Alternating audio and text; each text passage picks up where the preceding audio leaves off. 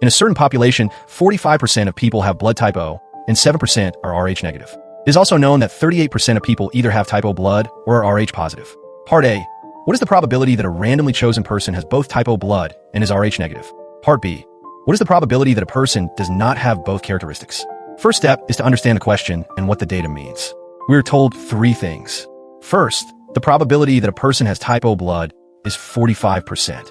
Second, the probability that a person is Rh negative is 7%. Third, the probability that a person has either type O blood or is Rh positive is 38%.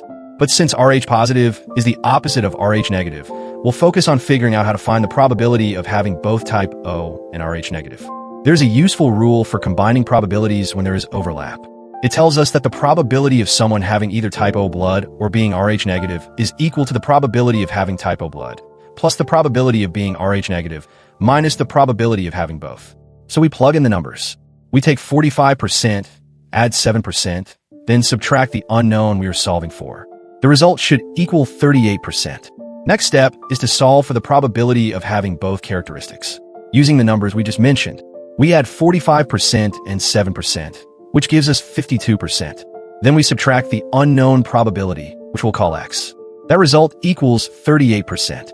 So we say 52% minus x equals 38%. To find x, we subtract 38% from 52%. That gives us 14%. So 14% of people have both type O blood and are Rh negative.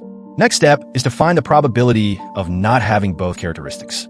To find the probability that someone does not have both type O and Rh negative, we simply subtract the probability we just found from 100%. That is 100% minus 14%, which equals 86%. So 86% of people do not have both type O blood and Rh negative status. Whenever you're working with probabilities involving either and both, remember this phrase. Add the two, subtract the overlap. That one idea unlocks the whole question.